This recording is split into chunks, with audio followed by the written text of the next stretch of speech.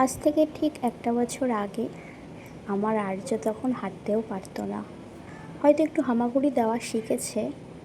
কিন্তু এই একটা বছর পর গুটি গুটি পায়ে রথ নিয়ে রাস্তায় কি সুন্দর বেরিয়ে পড়েছে দেখো। সময়গুলো বড্ড তাড়াতাড়ি এগিয়ে যাচ্ছে।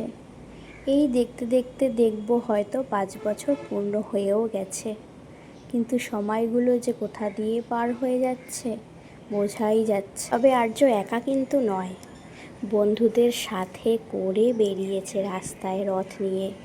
এই বছর প্রথমই, আগের বছর তো বললামই সেরকমভাবে কিছুই বুঝতো না, কিন্তু ওর সাথে সাথে ওর বন্ধুগুলোও কিন্তু এই বছর সবাই একসাথেই বেরিয়েছে।